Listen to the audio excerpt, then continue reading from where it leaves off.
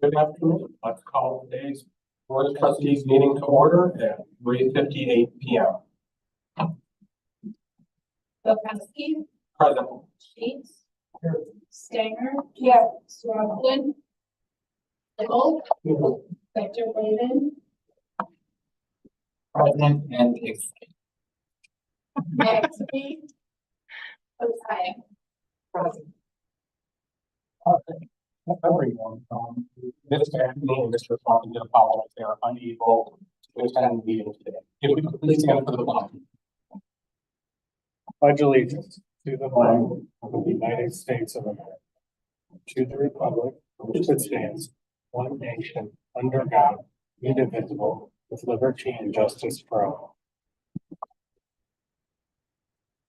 And Ms. Sanger, would you be able to read the mission statement today, please? Absolutely. Laketran is committed to providing quality public transportation services to all County residents, with special emphasis on meeting the transportation needs of seniors and people with disabilities. Thank you so much. Are there any public comment in the room today? Seeing none. At this time, is there a motion to approve the Laketran Board of Trustees Board meeting minutes of October 28th, 2024? Motion made by Mr. Kibble. Is there a second? Second. Second by Ms. Stanger. Tree, if you could please call the roll. Sheets, Yes. Stanger, Yes.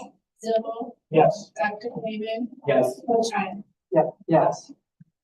Okay. Thank you, everyone. And Mr. Peacock. Mr. Peaceful. Yes. Thank you. Good catch. Sorry about that. At this time, I am now going to turn the meeting over to Mr. Capel, who will introduce a representative from the Ohio Auditor's Office.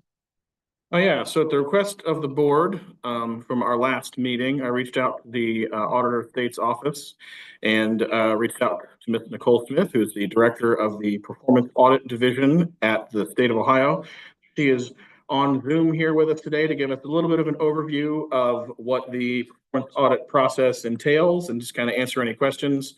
Just keep in mind, she can only hear you if you have your microphone in the green or on position. So Nicole, thank you for taking some time to talk to us today. Thanks, Ben. I'm happy to be here. Thank you to the board for inviting me. I don't have a ton of like pre-planned content, but what I will do is just very sort of quickly go through what a performance audit is, what it might look like, and then perhaps start talking about what it might look like for you guys, if there are ideas about what questions we might want to ask during a performance audit process. So a performance audit is very different. I will just start out by saying very different than a typical financial audit or a compliance-based audit. So what we do is we're essentially like a consulting organization with an audit wrapper. So we can answer any question that you guys might have about your operations, provided that the right information and data is available. What we would do is we would compare that condition, the condition that you guys have in your organization, to some sort of best practice criteria or to sometimes other peer organizations that we would decide upon at the beginning of an audit. So this can do a couple things. We can create recommendations that are designed to improve efficiency, economy, or effectiveness of your operations. It also can be a transparency look for you guys, or for your constituents, if there are questions about, are we doing the best that we can in certain areas? We've been, all over the state doing this for, I guess the office has been doing it for over 25 years now. I personally have been with this office for about 10 years. Work with state agencies, higher education institutions, all types of local governments. We're not necessarily like experts at anything, but what we are experts at is learning enough during the audit to provide our clients and our customers with actionable recommendations that they can take to improve their operations in a targeted way. Whatever way we're targeting is dependent on the type, the questions that the client wants answered. Or sometimes, the legislature asks us to answer questions for them, or a board will ask us to, answer questions on the behalf of the administration. Just depends on the type of organization we're working with. So what does that look like? It looks a lot like a typical consulting engagement that you would have with, Ernst & Young or Deloitte. We're going to come in, we're going to meet with people, we're going to ask questions and have interviews. We're going to ask for some data and information. We're going to go away and do our work.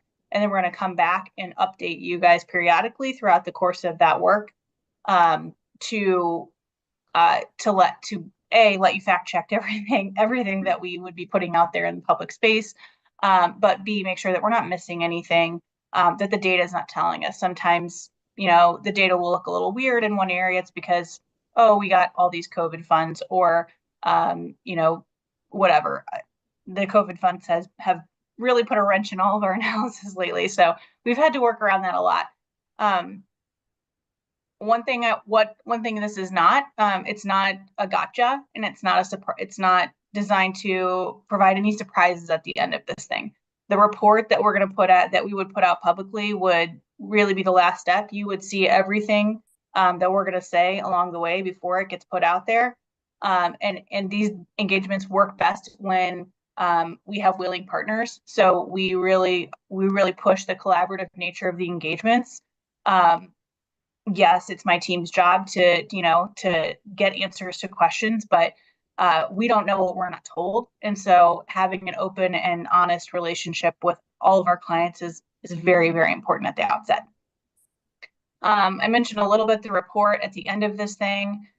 There would be, a publicly released report that, again, is designed to answer the questions that we asked during the audit. These questions are varied. They can be like, how efficient is this, one type of our operation, or it can be something like, what can we do to improve the governance of this place? So they can be really wide ranging in nature, and that's the part where the conversation between us would need to start, is to start thinking about, what questions is it that you guys would like answered, such that we can design a contract or a scope engagement that would really just answer those questions and not be designed to be like an end all be all, like, let's open up everything. So we would really want to tailor those questions, make sure that the data exists to be able to answer those questions, get on the same page about what type of criteria and peers that we might be comparing to, and then we would be able to put a contract together for a project. I will ask you one question real quick. So there's not really a general performance audit. The organization, or the board in this case, is supposed to give you several areas that there's curiosity about. Is that a fair statement? I would say that's fair. I mean, what I would say is typically when the client is engaging with us, like when our team is not the one choosing to go in, typically people have some ideas about, like, hey, we want to know more about A, B, and C, or we want to know more about, X, Y, and Z areas, right? So yes, I think we would want to have some pre-designed questions that we would want answered. In other cases, we just say, like, hey, we're coming. But typically there's a reason for that. Like, oh, they're having financial issues. I know you guys are not, because I've seen that.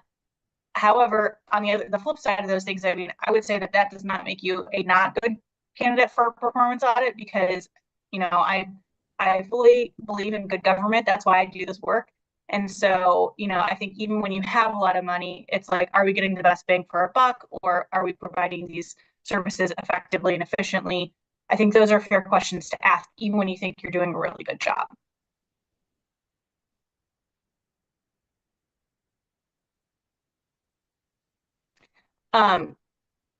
I'm not sure what other questions you guys have for me, but I will just say, Ben, I just emailed you like a one-page document that you can forward to the board members after the meeting. I apologize, I didn't send it in advance, but it's just like our one-page like overview. It has, very basic information, but at least you guys will have a leave behind, even though I'm here virtually. And I am happy to take, any other questions that you might have. I just checked, I did receive it, and I will forward it to all the board members, once the meeting's over. Thank you, Ben. Just a real quick question, Joe Lehman here, hello, I'm not gonna show up. The camera will start zooming over to them. That's me, hello, in terms of, so how many of these do you guys conduct on an annual basis? 'Cause this is kind of so I just kind of am curious, how many of these do you guys normally do? Yeah, we do about between like 10 and 20 of these things a year. Our portfolio really depends on the size of the engagements that we're, doing. We've done projects anywhere from like, say, 1,000 hours to like 5,000 hours. So I have about 40 people on my team, and most of them are in Columbus, but I do have a smattering of folks that are located across the state.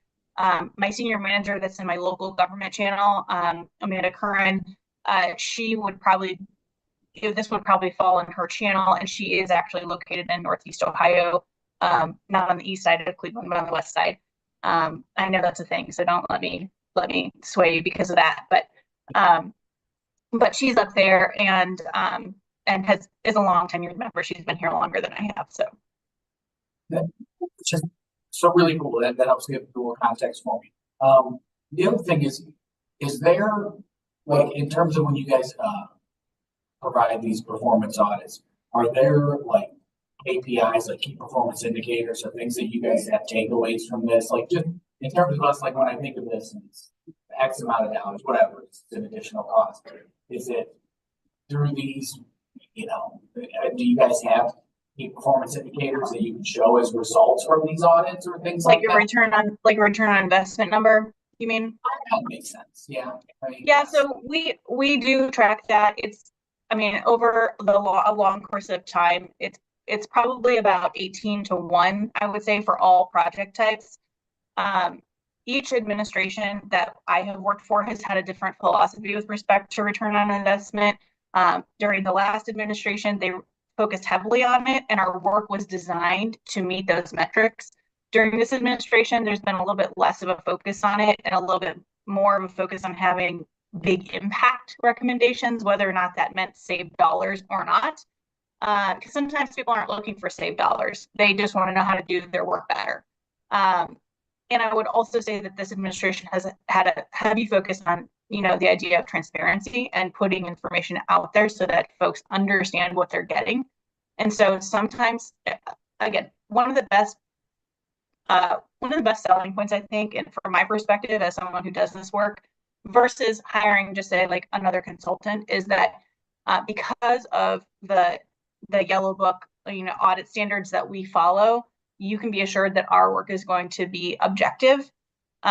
And so, Ben can't just say like, I want the work to say this, and we like create analysis to do that, right?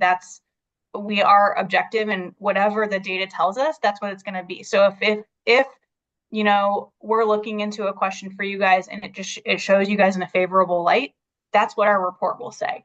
If it shows that there's a condition that exists that could be bettered, then that's what the report will say. And so we go into this thing with no preconceived notions. We don't know what it will say coming out of it, but you can be assured that whatever it does say will be the result of, heavily vetted work and analysis.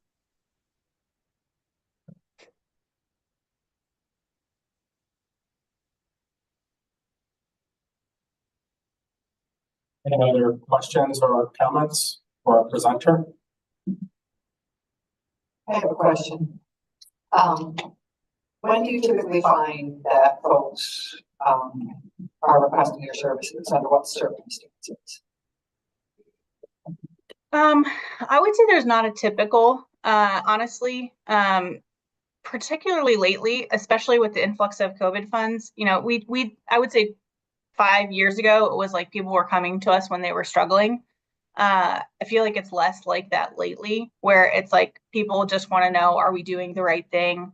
Are we spending our money in the best way possible? If sometimes, we'll work with someone that says like, hey, I think we're the best in the nation at this. Can you confirm that? Right. So I wouldn't say there's really like a typical, although, still there's a heavy piece of our portfolio that we control, and we focus, our dollars of GRF that we're spending on those folks that sort of need help in that way. But when we're doing client engagement work, I would say there's a variety of reasons. Sometimes there's a transition. Sometimes it's, we're getting new money. We need to know how to spend it better. Sometimes it's we're having financial difficulties. Sometimes it's just like everything's feeling a little stale and we need to make sure that we're doing all right.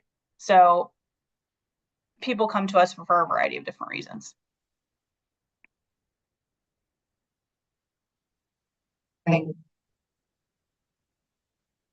And then does the performance audit cover the financials alone, or does it also cover like business processes? I'm sorry, Ben, could you repeat the question? I can hear you the best out of anyone else. He asked if the audit would cover financial processes or business practices or both. So it would depend. I mean, I would say typically we're not financial auditors. So none of us actually are. Out of the 40 people, I don't have a single financial auditor on my staff. We have 700 auditors. So if I need that type of expertise, I can pull in, people from the other side of the house. And my team, we hire people from all different backgrounds. I've got, actuaries, I've got economists, I've got a lot of like public administration type focused management people. I've got some MBAs. We hire people from a variety of backgrounds that have great critical thinking skills. And so we're typically looking at the operations, and then the finances kind of get woven in either on the planning side where we're trying to decide like where should we focus this audit work on, or on the back end side when we're trying to figure out what the impact of the operational work that we're doing is to the financial situation.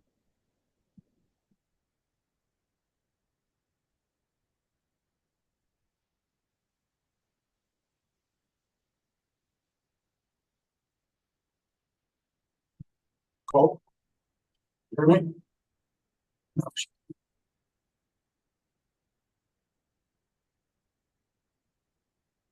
I can relay your question. All right, well, Council, I look at the performance and efficiency of the board as efficient organization itself. A question from a board member is, do you look at the performance and efficiency of the board itself versus the actual agency? So we can. I'm not sure how familiar any of you guys are with the Lakeland performance audit that we did, the community college performance audit, but we always are taking a look a little bit at the governance side of things. But if we found that the board practices were, ineffective for some reason, we could comment on that. We could look into that specifically if that were an area of interest. We could design an objective. We call the questions that we answer during the audit, we call them objectives. We could design an objective that is around governance. It was in Lakeland, it was really obvious because the board didn't have access to information about some basic business intelligence things that they would need to know to be able to make, good, healthy decisions for an organization. So that's kind of how we came to that there. But we're typically wanting to see like, what is the communication that you guys are getting? What is the information that you're requesting? That as a general background of, getting to know the organization and understanding like how you guys operate.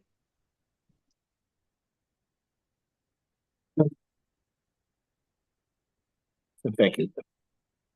Okay, any other questions? Okay, seeing none. Thank you very much for your time today. We really appreciate it. Yep. Thank you for having me. Thank you very much.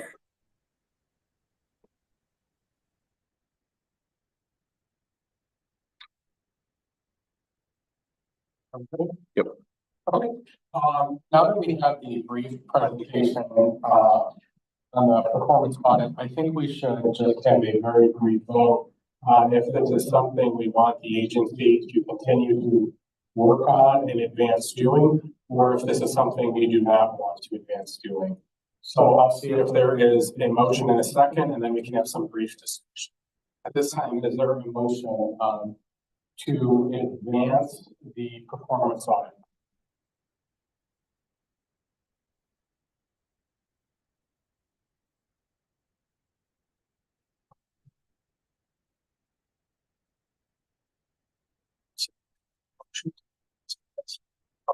So we have a motion to advance the audit. Is there a second at this time? Just to clarify, motion to advance meaning discuss it further. Discuss it further and then an actual vote on it. Is there a second to advance the discussion of this? Okay. I'm saying, so I believe at this point, we will not be discussing or moving forward with the performance audit. Okay, the next item on the agenda, is there a motion to enter into executive session to consider the appointment, employment, dismissal, discipline, promotion, demotion, or compensation of a public employee or official pursuant to 121.22 G1 and further relative to 121.22 G4 to prepare for, conduct, or review negotiations or bargaining sessions with public employees concerning their compensation or other terms and conditions of their employment. So moved. Motion made by Ms. Stanger. Is there a second? Second. Second by Mr. Zibeltree. If you could please call roll. Steve, Yes. Stanger, Yes. Civil, Yes. Dr. Glavin, Yes. Ochaya, Yes. Pismo. Yes. Thank you very much. Please let the record reflect the board is entering executive session. We have returned from executive session. At this time, I'm going to turn everything over to Matt for the 2025 budget presentation. Thank you, Brian. Okay, so before we get started, wanted to set the table, provide some background around the budget process this year and some of the changes incorporated. Most of you know, I started Laketran on February this year, and during the interview process, Ben had mentioned to me on several occasions that he wanted a more robust budget process around the collection of data, transparency, and the inclusion of all the directors. Additionally, Ben talked about wanting a separate capital budget process that tracks spending in real time, can provide real-time percentage of completion, remaining amounts, etc. Now there's a lot of different ways of doing things. I know this because I've been doing it for 30 years. I'm primarily working in large for-profit corporations. However, at Laketran, when I got here, all financial reports were prepared manually. Every number, actual budget, P&L, balance sheet, supporting schedules, cash reviews, every month, every schedule, and key every number. The month-end process, preparing financial reports for this meeting every month was a minimum of 3 days. So not long after I started, we automated and rebuilt the entire financial reporting package through Excel downloads from Sage, utilizing VLOOKUPs and pivot tables. It was a time investment that paid off. So we can produce the entire month-end package for the board meeting now in 4 hours. It's a huge improvement. And this is important because we apply the same principles to other areas of the business, like our yearly MTD data collection and, of course, our budget process. Budget process began at the beginning of August. We started by rebuilding new financial tables, extracting Sage data, and preparing our templates of all the reports. Each director was provided a budget template for their respective areas.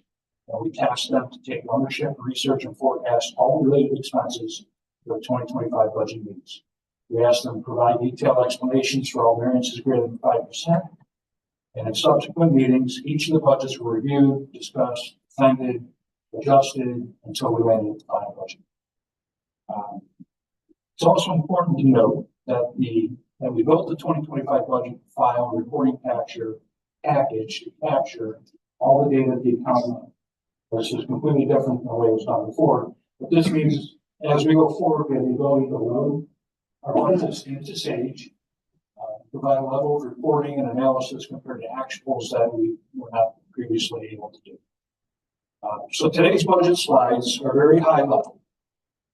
Between now and the December board meeting, I'm asking you to review the detailed packages provided to each of you. It's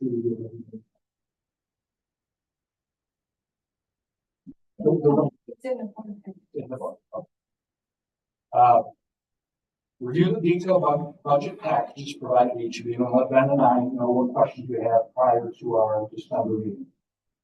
Feel free to reach out to Ben. He will coordinate the meetings, or team calls, or emails, or whatever. The December meeting, you will be asked to approve 2025 budget. So as I go through the slides, I'll provide a quick narrative of the primary drivers for 2025, some of the assumptions used. For example, as we move forward into 2025, there are a lot of large unknowns, really couldn't factor in. There was a recent election, apparently. We anticipate a new economic climate that could affect costs, revenue, positive or negative, like fuel, utilities, insurance, tire supplies, etc. So, please also note within the detailed budget package, there's briefing papers are included that provide additional detailed descriptions and explanations for each functional area. So that's said. Any questions so far? I'm going to present 5 different mini packages to you, if you will. So there's Laketran, STS, Jaga Transit, and there's the Laketran Capital and the Jaga Tech Capital, which have all been separated out. Again, these are just overviews. So starting with the Laketran budget, the operating revenue projected this year is 26.6 million, expenses 29.2, for an operating loss of 2.6 million. Now, bear in mind, we've taken out at least 6 million of revenue from the sales tax. I believe that is until June, and then it potentially resets. So each slide I know it's tough to read. First one is revenue, the second one is expenses. So 26.6 million.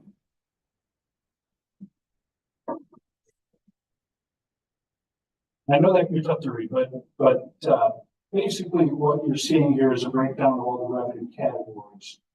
The variance between this year's projected revenue of 26.6 million and the 2024 projection of 28.1 million is approximately 1.5 million.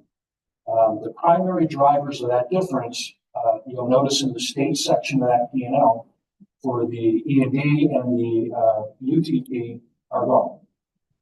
That's about $1.2 million of revenue that has been discontinued and is no longer available to us. That comes out of budget house. Additionally, our sales tax is slightly down from last year because our July collections after the sales tax reduction, there was a timing difference, and it was still a rather large July compared to what we expected. So we don't anticipate that happening in 2025. All fares, all federal, all miscellaneous are all projected to increase. I've talked with all the groups, the operations teams about the fares, Andrea about the federal grants, etc. Fares we increased 4.6%, federal 7.5%, and miscellaneous 7.5% as well. The primary driver of the miscellaneous is a large increase in interest income, which we've been able to secure over the last few months. So that's awesome.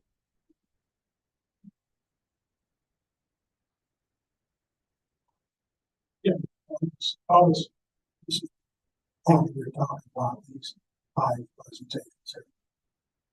We already have it, so it's up to us to review it and or next.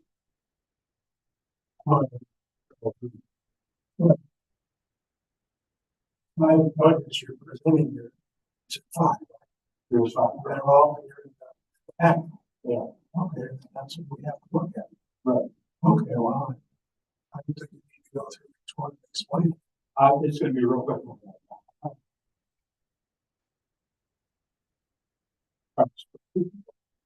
Seems not responding a little bit. The last point, I'll shorten this up. All of the in the package you have is very detailed. There are explanations for all variances for all accounts of what's in there and why there are variances if there are variances compared to prior years. Again, real quick, the primary driver of the increase of $4.1 million compared to this year's run rate, the expenses for Laketran is headcount. So currently we have 270 employees. We're projecting 230 next year. So we are adding 30 heads. Go ahead. Flip here, never mind. Next package is going to be, I'm sorry, so you will be asked to approve the operating expenditures of 29 million in the December. SPS is next. C for the line, 165K in revenue, 200K in expenses, 35K loss. Obviously a loss is never good, but we are trending positively compared to prior years and this year. So the primary driver of the SDS is the Sports Express for the full year, expanding ridership and new buses. For the expenses, we have additional drivers, additional storage for the new buses, fuel, what's driving the increases there. Again, you can see in the operating loss is trending towards the positive. And the next one is JOG, and this one is a little different than what you've seen in the past. I'll explain why. This is actually a 6-month budget. And the reason we do that is JAGA is part of us, and we are on a calendar year, January to December. However, for their ODOT state reimbursements, they have to report budgets and their financials on the state fiscal year. State fiscal year runs from July 1 to June 30th of each year. So we are submitting a 6-month budget through July. We will resubmit another budget in May to coordinate that with the budget that goes to the state. I know that's a little different, but that will allow us to stay in front of it and adjust the final 6 months of the actuals, as well as coordinating with the state budget is very important. So we want to make sure those are the same. Okay, so the operating revenue for the first 6 months and expenses for JOG budget are $1,042,000. Our run rate for the revenue projection this year is again 800 and some change.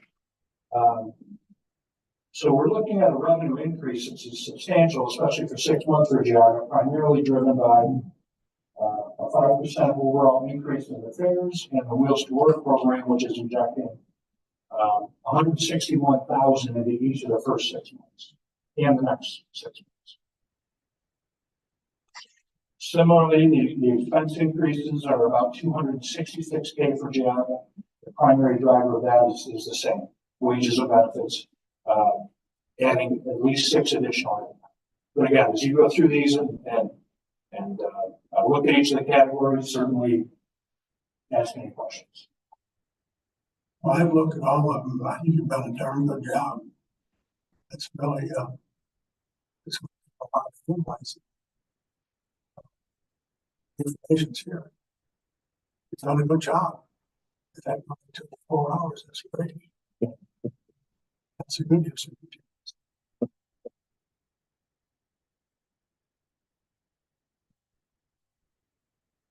All right, so capital budgets. And I'm going to pause here for a moment because I'm going to say a few words.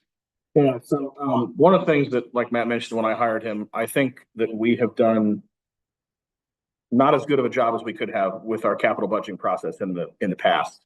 So one of the things that I asked Matt to do from the very beginning was help us improve our capital budgeting process, mainly to make it as transparent as we possibly can be to the board. So in the past, some capital budgets or some capital purchases ended up coming out of the operating budget, and they weren't accounted for in a way that I thought they should be accounted for separately in a capital budget. Because in the past, the board really approved an operating budget, and then every capital expenditure was an individual approval by the board. But that didn't account for capital expenditures that were between $0 and $25,000. So there is capital expenditures that get spent between $0 and $25,000. Those are being captured in the operating budget, but they really should be in a capital budget. So what I asked Matt to do was move those projected expenses into a capital budget so that when you're approving all these documents, you're approving a real operating budget and a real capital budget, which gives you more transparency into the things that we are purchasing. And so I'm going to kind of show you Matt's first slide here. So we have it segregated out, and this is detailed out by item in your budget packets. So there is a section of the capital budget that we are asking you to approve, which is stuff that's below the board approval threshold, but then there is also stuff above the board approval threshold, which is different than what we have asked you to do before.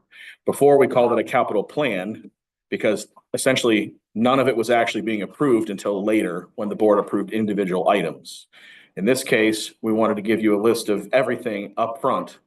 And so there are some items that we're in the capital budget that we're asking you to approve as part of the budget process, which is that top line. And then the other ones, we will still come back to you like we always have to ask for individual approvals.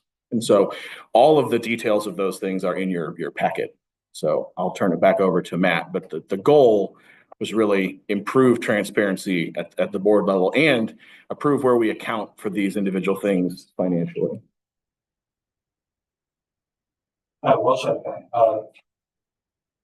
Not much to add, except that a full listing of all these capital projects is in your packet. You can certainly review that and ask questions if you want.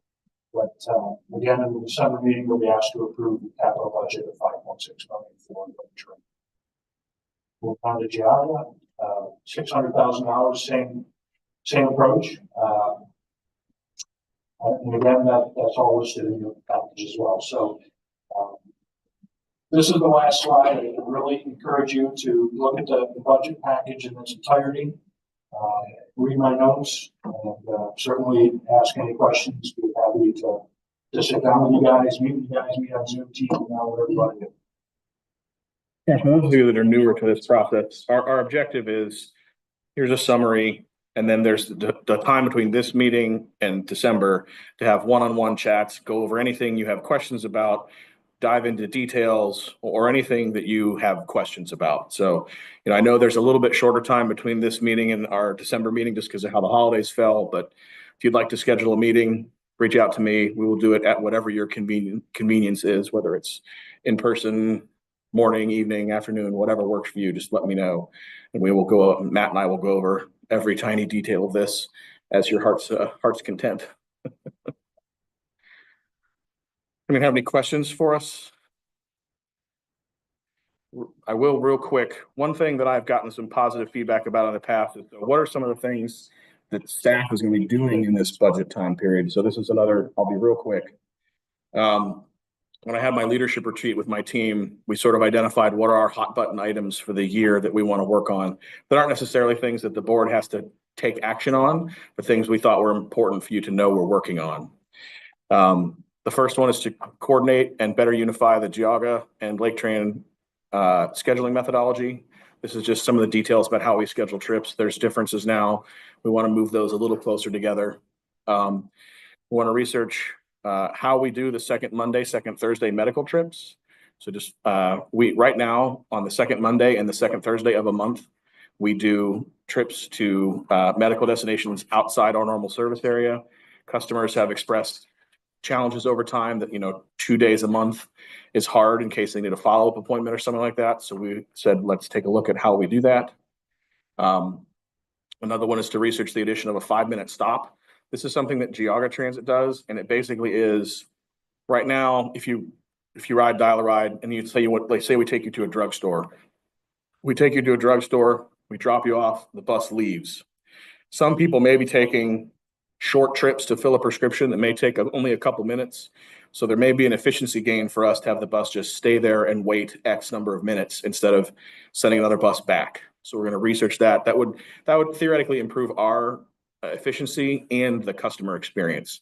So we're going to do some more due diligence. We now have data to back that up from Geauga Transit that we can use to maybe make Laketran service a little better. One of the things we're going to need to do right now, when you schedule a trip with us, we provide you a window. We say your bus will be there between, say, 12 and 12:30. We never give you the time we think the bus is going to be there. The computer system will generate a specific time. We, in the past, have never shared it. One of the things that Same Day Dial-A-Ride is going to do is the computer is going to start sharing that time. And so we are going to push ourselves to potentially start sharing that time for regular Dial-A-Ride, which we haven't in the past, which should try to help make the service a little better for customers. You know, it may not be exact, but a half, you know, if we say we're going to be there at 12:15 versus 12 to 12:30, you as a customer can be more precisely prepared for the bus, maybe less stressed out, and able to plan your life a little better. The other ones, real quick, we're going to review STS service and see how we can evaluate the Sports Express service, maybe take that to more major events. We've gotten a ton of requests for certain major concerts, especially Taylor Swift. We're going to work on, as I talked about when we talked about ticket vending machines, we're going to work towards the Fair Equity Zero Cash study. I've talked with Keith when he was here, and I've talked with Nick a lot about creating some type of on-the-job, more structured process for the creation of mechanic positions. Right now, we're hiring people that start off with a high skill level. We're thinking, you know, how do we bring that into more of a start at a lower skill level and advance them along, so it's a little bit easier for us to find mechanics. The team wanted to look at if we could do any extra headways on routes 1 and 2.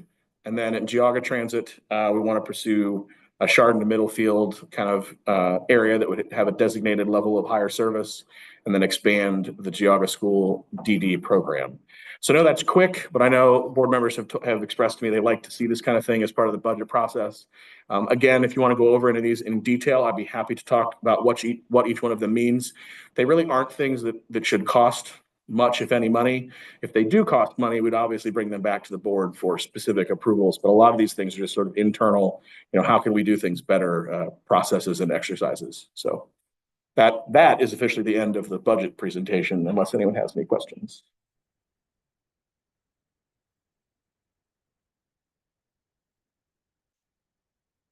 Questions? Anyone that has questions from that, you know, feel free to reach out to him and have individual one-on-one conversations with him and or Ben. And thank you, Matt, for putting that all together. I do know it is an extraordinary project. So thank you. Okay. And we have now concluded our 2025 budget presentation. And for our first agenda item, I am going to take us off script. And I'm going to ask the board if there is a motion to approve the resolution authorizing the CEO of Laketran to issue a one-time market adjustment compensation increase for 2 non-union employees up to a maximum of and not to exceed $24,000 for all market adjustments.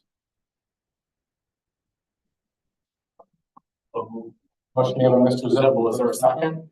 Second. Seconded by Ms. Sochaya. Is there any discussion? Seeing none, Trudy, please call the roll. Sheets, No. Stanger, Yes.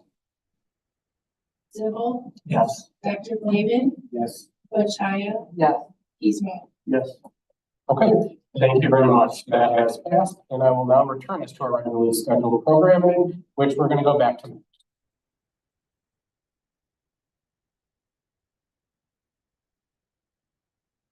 Okay, so, it has been suggested to me that, this might be a long meeting and perhaps we should. Well, right, I know the financial presentation is the highlight of your board meeting, but, so I suggested that perhaps today we skip to the end. I can tell you September, was nothing exciting or not much happened in September. It was pretty much business as usual. So, yeah, I'm going to skip right to the end and just ask you guys to approve. Certainly, change the budget. If you have any questions, concerns at all about any of these schedules, certainly let me know. So you're saying we didn't have any snowstorm, didn't have any fires, and we didn't have any fires. Nothing extraordinary in any direction, as expected. Any questions from Matt at this time? At this time, is there a motion to approve the September 2024 Laketran, STS, and Geauga Transit operating financial statements in Laketran and Geauga capital plans subject to audit? So, motion made by Mr. Zibble. Is there a second? Second by Ms. McGee. Trudy, if you can move on. Yes. Stanger, Yes. Zibble, Yes. Dr. Blaven, Yes. Buchaya, Yes. Eastman. Is Okay, thank you, everyone. And next up on the list is we're going to talk about a fixed price contract for diesel fuel and regular gas. I will just ask a real quick question. I asked Matt to do the kind of abbreviated financial presentation. So we've been asked in the past to do an exclusions-based presentation on the finances, which if there's anything out of the ordinary, we'd tell you about it. Otherwise, we sort of zip right through it. Let me know if that's something that appeals to you in the future, if you'd rather just go right through the financials, or if you'd like a full presentation every month from Matt, just based on the board's desire to review it in the meeting or after hours, doesn't matter to me. Thank you. Sorry. So good evening. Tonight I'll be talking about the request to approve our ability to enter into a contract for gas and diesel fuel for 2025. Totally routine. Laketran use a lot of fuel, and we've been participating in a joint procurement with our peer transit agencies in Northeast Ohio since 2004. Invitation to bid was issued by the Portage Area Regional Transit Authority on October 23rd, and there will be a bid opening on December 4th. And we have to make an award by 3 p.m. So the reason this is coming to you today is that we want to take advantage of the low bid price at on December 4th, and there's no board meeting on December 4th. So the purpose is to achieve authority for Laketran to enter into this contract. I would like to put together some graphs about the bids that we have received in 2024 and then that's our average fuel price. So because we buy in bulk from and participate in joint procurement, we can achieve low fixed prices for fuel. The blue is diesel and the red is gasoline, and Laketran is the dotted lines. There we go. Oops, sorry. And so since 2017, our annual fuel price has been less than the average retail price for that year. So this is a good financial thing for Laketran since we do use a lot of fuel, and we benefit from economies of scale, and one fuel vendor provides a lot of operational efficiencies. So the recommendation is to approve a resolution allowing us to enter. Yes. When you talk about like we do it as a joint, right, do you mind just the other places that do that with us? So is it like? Yeah. So it's not Cleveland, but so we're with Jaga Transit, Medina County Transit, Akron Metro, Portage area, which is Kent, Stark Area Regional Transit Authority, so Canton, Toledo area, and Youngstown, so Western Reserve Transit Authority. Sure. Price per gasoline or diesel fuel, like truckload, is this where this comes into play? I hear about every year the difference. It's a lot cents per gallon. Is that what this is? Correct. Yeah. So the bidders bid price per gallon for diesel, and then there's actually trucks that have diesel and gasoline, and so if you can accept a larger load of gasoline, the bid price is lower. So they bid 2 prices for gasoline and 1 for diesel. No, on the diesel, a larger truck. Because there's no price per gallon. Just said. But I wonder why it's that way for gasoline. That makes absolutely no sense. Well, a lot of heavy duty fleets are still diesel. So there are more diesel tankers available. So the gasoline tank price does matter. It's also, most of us we already have very large diesel tanks. and a lot of us have added unleaded over time. And so the fact that some of us don't have full-size tanks makes a difference, which is why there's two prices. Doesn't make any sense to me. Yeah, you'd have to ask the vendors that one. It requires the same number of man hours and everything, so I can't totally understand it myself, but Something else? This is, yeah. this is a low bid, so whoever, the way the bid document is structured, there's a price per gallon for diesel. Then there's two prices per gallon for unleaded. One is a full tanker, one is a partial tanker. And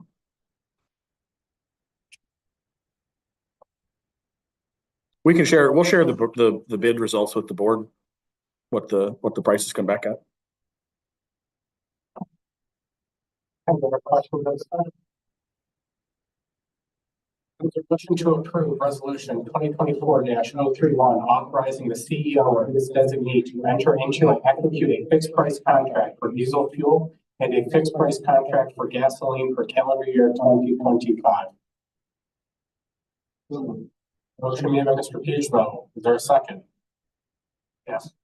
Seconded by Mr. Zibble. Rudy, you can call it all. Please. That's it. Steiner, Yes. Zibble, Yes. Dr. Laban, Yes. Rashaya. Yes. And Beasley. Okay, thank you very much. That has passed.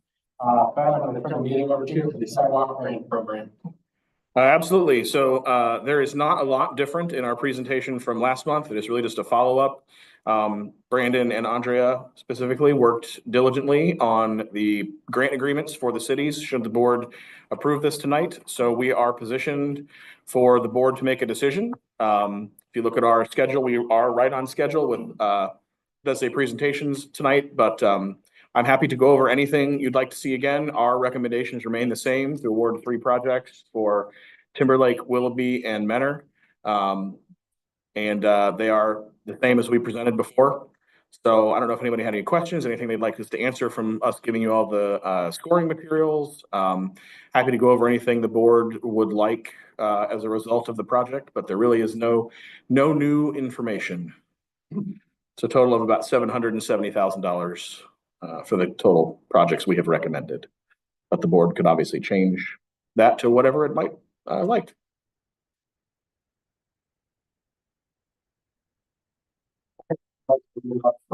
Discussion and or comments, thoughts, feedback. Can you go to the recommendations slide? Yeah, so this is this slide or the In the briefing paper, there's 4 municipalities listed. I just want to make sure that. there should have been 3. No, the recommendation, our report manager, Timberlake. Fairport should not have been included. It should be Timberlake, Willoughby, and Menor.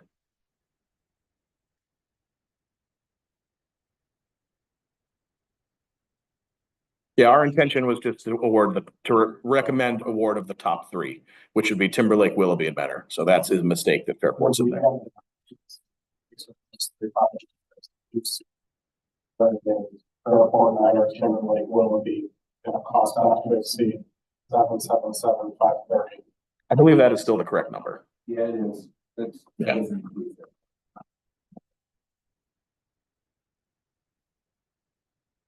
But again, that's what we have recommended. The board is open to making any adjustments they would like to. We didn't actually allocate a budget of 500 into this. That was the original discussion, yes. So to me, the only discussion is, does the board want to increase this budget? So, any comments, feedback?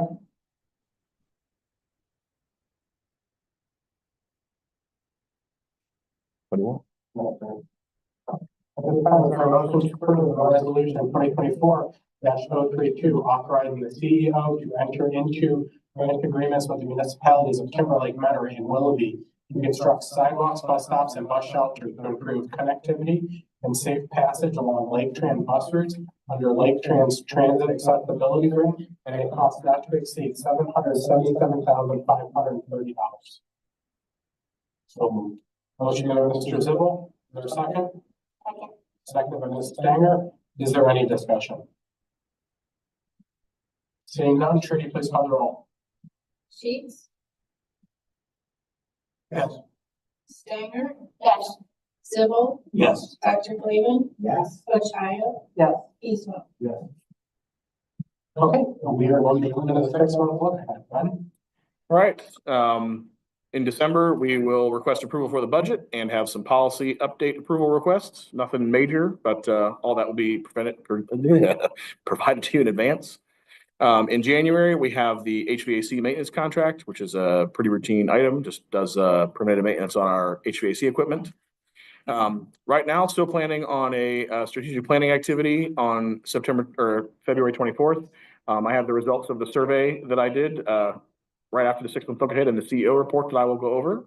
Can you send out a calendar for that? So, We will absolutely do that. In March, we have rider alert software that we are going to propose approval of. Again, this is mainly to improve the process for our customers so that you're not necessarily getting a report or a text message about every single Laketran service. You'll be able to select out what services you use so that if you're a dial ride rider, you don't get an alert at 5 a.m. about Route 1. In April, we have an annual item, which is the Public Transit Agency Safety Plan, or PTASP. This is an item the board has to approve every year, which is just our safety plan. We do not have any action items in May at this time. In June, we have another annual item, which is the Triennial Disadvantaged Business Enterprise goal, which is the goal the feds ask us to set for DBE participation. And then in June, we have Federal Grant Authority, which is a routine item that gives us authority to apply for federal grants. Any questions about any of those things? Sort of all pretty routine and vanilla. Sure. I don't know, I was just curious if you were going to give a real quick update on it's our same day. Sure. Working on this. I'm just curious. No, yeah, sure. Yeah, actually coming, it's in my next, I'll have it for you here in a second. So for my CEO report, for the HQ project, we remain in the final sprint and on schedule. We have been working with the contractors. Obviously, this is the hectic part where everybody's a little nervous and on pins and needles, but things are coming along. There has not been any major hiccup yet to delay anything. Carpet is down in a lot of the admin sections, and they're working on final kind of punch list items. So we are cautiously optimistic that the project will be finished on schedule.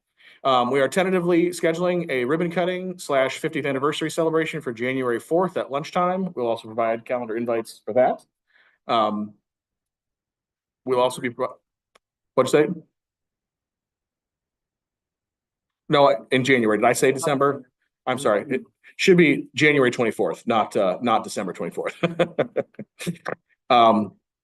Yeah, that's our Christmas Eve present. I'm going to ask all of you to come to Laketran. Yeah, so construction is moving along pretty good. We really are excited. You know, people are tired. People are ready to move, and I think it's going to happen like we expect it to, which will be nice. Do you think a December meeting is going to be? As of right now, this should be the last meeting in this room. And I've been in the boardroom a bunch of times today. It is carpeted. There's furniture. They're working on the tech right now. So I feel optimistic. I've been talking to the contractors almost every day. How are we doing? Are we going to make it? And they haven't said no yet. They're all nervous, but as long as all their subs perform like they expect, I think that it's all going to happen on time, on budget, like we want. So it'll be very exciting. And one of the nice things that construction has done for us as part of the IT strategic plan, actually, one of the things that was recommended in that was to improve our network infrastructure. And a lot of that has actually been replaced as part of the project. So just because of the reconfiguration of the building and the reorganization of things, most of the switches and a lot of the cabling has been replaced as part of the project. Obviously not all of it, but a good chunk of it. We have about 20% we're estimating left that we will work on updating in 2025. But that was a big item in the IT strategic plan that we, just kind of happened as part of the project, which is great. To answer your question, Dr. Clavin, about Novus and same-day dial-a-ride. So we have hit a couple speed bumps on both Novus and same-day dial-a-ride that have been a little frustrating for us.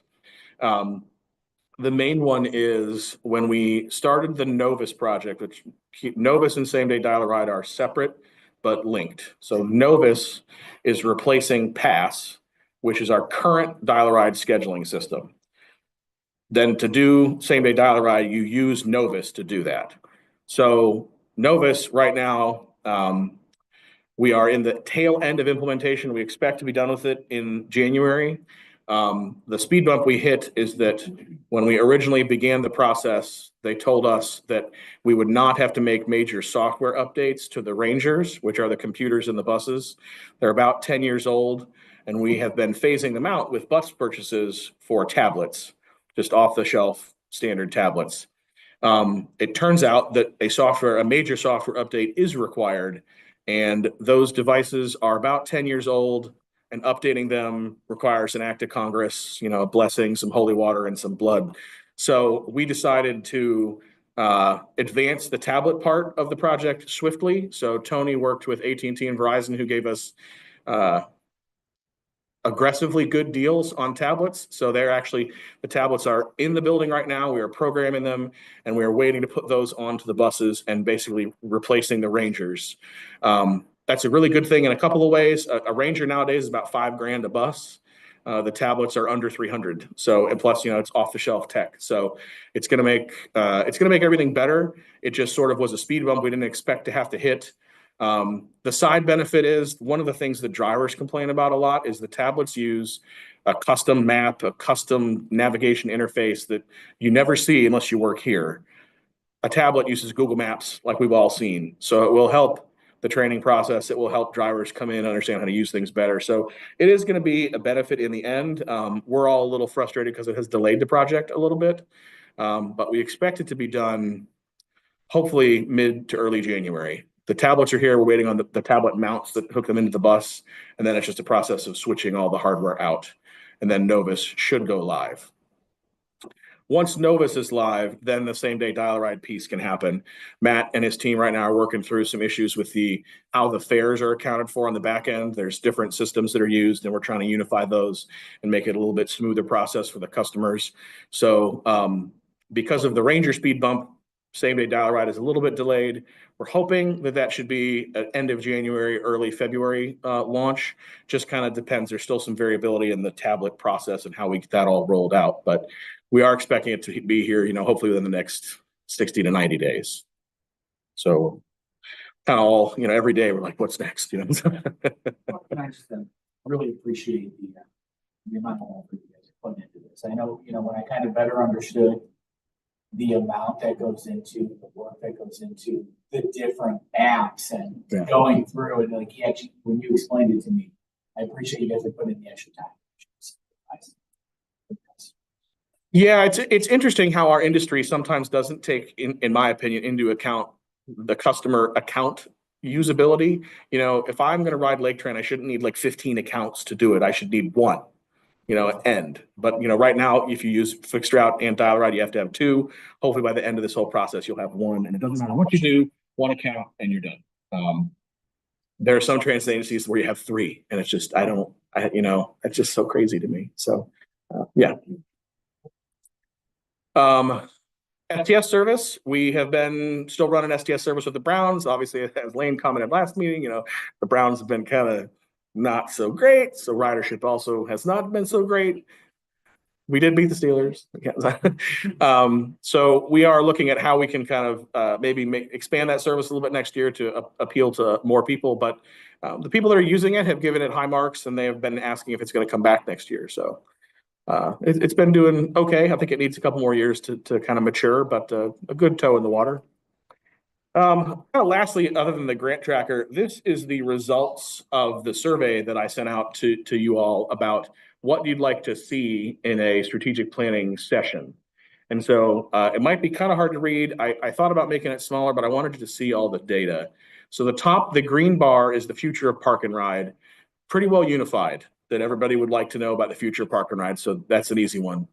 The others are all very close together. So airport dial-a-ride, Sunday dial-a-ride, and a presentation on succession planning were all very close together. You can see the scores, 2.75, 2.88, 2.75. So I had a discussion with Brian, and what we tentatively, I think, would like to do is for the strategic planning activity, do the future of park and ride, airport service, and Sunday Dial-A-Ride as the 3 topics of the day. But then in January, I'll do a presentation about our succession planning. I think that one is probably a little bit shorter. I can probably get that one done in 20 minutes, so it's not going to make the board meeting super long.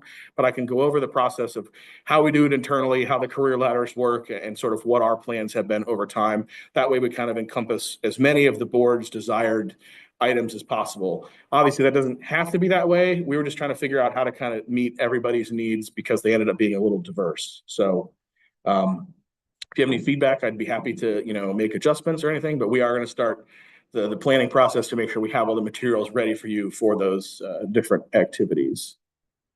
Unless anybody has any questions or anything. All right. Lastly, the grant tracker, there's been no major specific stuff. The state really wants us to build a transit center at Shoregate, so they gave us money for it that we weren't expecting. So we've been talking to the shopping center to see if they want to do that, but it was awarded to us at $1 million. So yeah, that's a thing. What does that look like? Transfer sound. It'd probably be kind of like Painesville. I don't envision some big building or some really elaborate structure. The big thing is we do transfer there with RTA, so there is a lot of technology intermingling that could make it better for the customers to be able to see real-time information from both transit systems, put a ticket vending machine there to try and better coordinate the 2 of us. But I don't think you're going to have like an indoor waiting area like we have at Lakeland. I think it'd be a smaller scale. I don't think this thing like that. Yeah. Maybe, yeah, that has a lot of electrical charging infrastructure in it. We'd have to get RTA to buy into that too if we wanted to, but the state is very excited about whatever we want to do, which is, interesting. They are trying to promote the connections between transit systems more. So the fact that is probably in the state one of the most frequent connections between 2 transit systems. They view it pretty heavily. There's more than one RTA route. There's more than one Laketran route. So it's not that common to have that kind of a connection point, and they are trying to highlight partnerships. So yeah. Unless anyone has any questions, I'm gonna. Your question, Kim? Going back to the tablets on the buses, Oh, sure. are they gonna be like fixed in so they can't be like removed and like A, stolen, or B, so the driver potentially holding them while they're driving? Yes, that is something we talked about internally. They will be locked in the bus so that they can't grow legs and wander off for any specific reason. We did have there was a point when we talked about issuing a tablet to every driver. We ultimately went away from that and said, no, we want to fix it in the bus, assign it to the bus and make it easier. So that it can't be stolen or can't, wander off, Lord knows where. Or be used inappropriately? Yes, right. So unless somebody has any questions, I'll turn it over to Matt for a brief operations overview. So we are going to be reviewing September of 2024 today. So I do want to preface this with they did 2023 and 2024 had equal operating days in September. So these are hopefully apples numbers here. Dial-A-Ride did decrease by 3%. I don't see that as a huge issue or anything. I think we're starting to kind of level out from our massive increases that we've been seeing. So I don't think it's cause for concern like that. Local route ridership increased by 8% over 2023, and park and ride ridership increased by 9%. Going to the next slide here.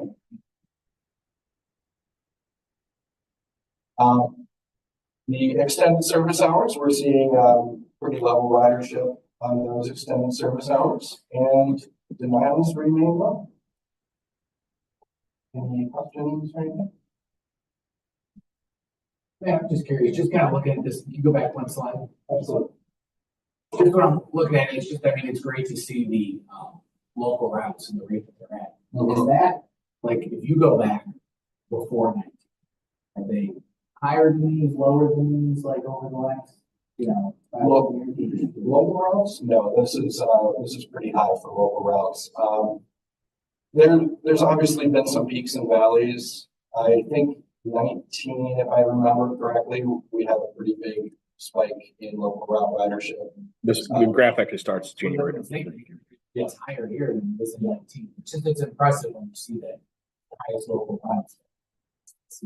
Yes, we have also added, service hours and headways to our routes, which definitely helps with accessibility.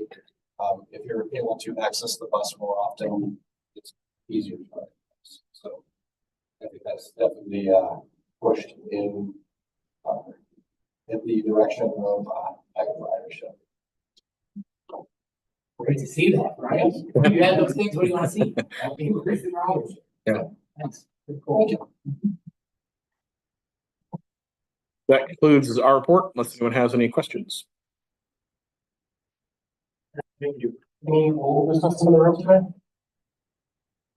Any new business in the room today? And at this time, is there a motion to adjourn? And I'm Mr. Civil, for a second. Mr. Beecham.